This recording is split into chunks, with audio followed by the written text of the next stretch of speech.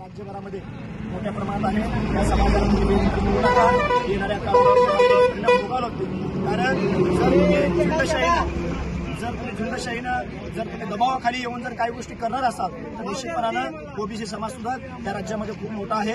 या समाजाची मागणी जी आहे ती गांभीर्यपूर्वक घ्या। या समाजावर गेल्या अनेक वर्ष इथल्या व्यवस्थेनं अन्याय अत्याचार केला आहे। कारण आमची कारखानदारी नाही, आमची शाळा नाही, आमची दूध संस्था नाही, आमचे आमदार नाहीत, आमचे खासदार नाहीत। आमची परिस्थिती खूप वाईट आहे। आमच्या समाजामध्ये जास्त कलेक्टर कोणाला दिसणार नाहीत, PSI दिसणार नाहीत, कारण आमचा समाज हा शोषित आहे, आमचा समाज हा वंचित आहे, आमचा समाज या सगळ्या व्यवस्थेपासून कोसो दूर आहे। जर या समाजाचा गैरफायदा तुम्ही घेणार असाल तर येणाऱ्या काळामध्ये महाराष्ट्रातला जो धनगर समाज आहे तो धनगर समाज असेल तो प्रामुख्यानं त्या ओबीसी आंदोलनामध्ये पुढची भूमिका असेल, मोठा भाऊ म्हणून या सगळ्या ओबीसी समाजाचं नेतृत्व करेल। आणि येणाऱ्या काळामध्ये याचे परिणाम संपूर्ण महाराष्ट्रामध्ये चालू सरकार असेल ना विरोधी पक्ष असेल सगळ्यांनीच, कारण सत्तेवर आता भाजप शिवसेना जरी असेल तर अगोदर राष्ट्रवादी काँग्रेस होतं, सगळ्यांनीच आम्हाला फसवण्याचं आम्हाला डावलण्याचं काम केलं। त्या सगळ्याच राजकीय पक्षांना आमची या ठिकाणी विनंती आहे की जर आमच्या मागणीला तुम्ही जर न्याय नाही दिला तर येणाऱ्या काळामध्ये तुम्हाला याचे परिणाम निश्चितपणानं भोगावे लागतील। पण अशा पद्धतीचे जे आता महाराष्ट्रभर वक्तव्य होत आहेत, दोन्ही बाजूने होत आहेत, त्यामुळे अशामुळं ग्रामीण भागात किंवा शहरात जिथे तरुणामध्ये वाद होण्याची शक्यता आहे, याच्यासाठी खबरदारी म्हणून लोकांना तुम्ही काय आवाहन करा? मी या आजच्या आंदोलनाच्या माध्यमातून गावगाड्यातल्या सर्व मराठा समाज बांधवाला आणि गावगाड्यातल्या सर्व ओबीसींना एवढीच विनंती करतो की बांधवांनो, हे जे आरक्षणाचं जे चाललेलं आहे निश्चितपणानं गरीब मराठा समाजाला सुद्धा आरक्षण मिळालं पाहिजे, पण ओबीसी आरक्षणाला धक्का लागला पाहिजे। पण काही राजकीय लोक जर ह्या जातीचा माणूस आहे आणि याला पाडा आणि त्या जातीचा माणूस आहे त्याला निवडून आणा, जर जातीचं राजकारण या आरक्षणाच्या माध्यमातून तुम्ही करणार असाल तर निश्चितपणे योग्य नाही। कारण शिवाजी महाराजांनी स्वराज्य स्थापन केले, ते 12 रुपये आणि 18 रुपये घेऊन केले आणि गावगाड्यामध्ये आम्ही मराठा असेल, ओबीसी असेल सगळे एकमेकाच्या ताटाचे होतो।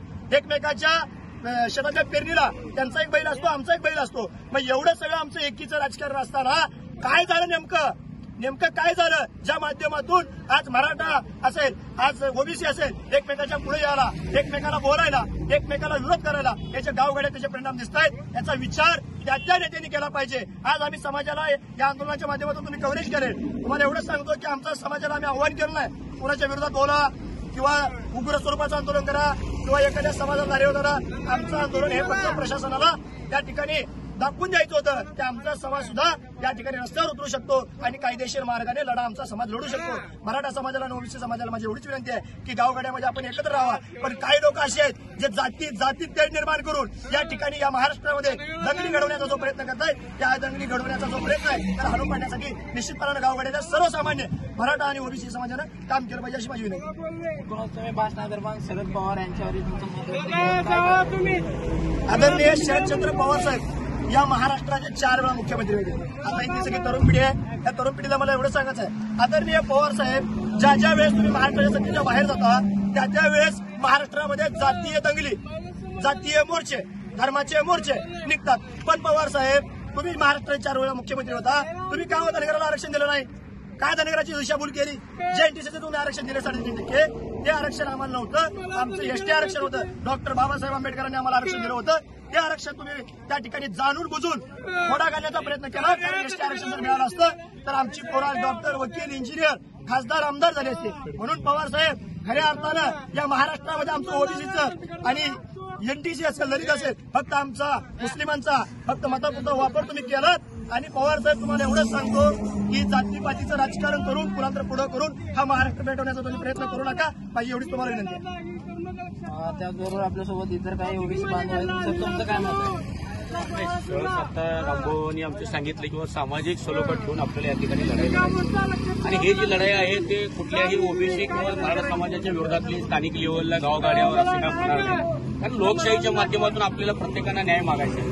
ज्यावेळेला आपल्यावर अडचण येते त्यावेळेला आपल्याला उभारलं पाहिजे, आपल्याला वाद करायचा नाही, आपण उभारतो। प्रत्येक समाजाने नक्कीच उभा राहावं, पण त्या ठिकाणी आपल्या गावचे स्थानिक संबंध आहेत ते आपले गोडी गुलाबीचे ठेवून आपली लढाई लोकशाहीच्या माध्यमातून लढावी। खूपच महत्वाचं आहे, कारण का एक स्टेटसद्वारा आता सुरू झाले आहेत, एकमेकांना व्हॉट्सअपवर स्टेटस टाकून एकमेकांना पुन्हा द्यायचा प्रयत्न, वर नेते एखादं वक्तव्य करण्यासाठी चुकीचं असतं, पण त्याची पडसाद कुठं ना कुठं जरी ते हिंसक असले तरी मनामध्ये दुर्वा निर्माण होतो।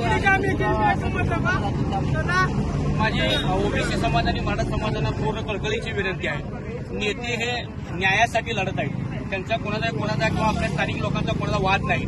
हे प्रामुख्याने आपण तरुण पोरांना लक्षात घेतलं पाहिजे. मी आत्ताच सांगितलं फक्त हक्काची लढाई आपण लढणार आहोत आणि हक्काची लढाई लढत असताना फक्त आपल्याला लढा आपल्या हक्कासाठी आहे, कुणाच्या विरोधात नाही. त्यामुळे नेते फक्त जे आदेश देतील ते सामाजिक बांधिलकी म्हणून आपण खाली जोपासणार आहे, कुणाच्या विरोधात म्हणून नाही. एक समाजाच्या सोबत आता रामभाऊ जवानी या ठिकाणी आंदोलनाची तयारी केली रस्ता रोखत, तर त्यांच्या पाठिंबा समर्थावर किंवा डॉक्टर हत्तेकरांच्या समर्थावर आपण रस्त्यावर उतरलो. इथं माणस समाजाच्या विरोधात आम्ही उतरलेलो नाही, आमच्या न्याय हक्कासाठी लढले. आणि हीच परिस्थिती गावागावामध्ये आपल्या तरुण पोरांनी सर्व समाजातल्या, मग ते ओबीसी असतील मराठा असतील, त्यांनी ती जोपासली पाहिजे आणि ते जपणं देखील फार गरजेचं आहे.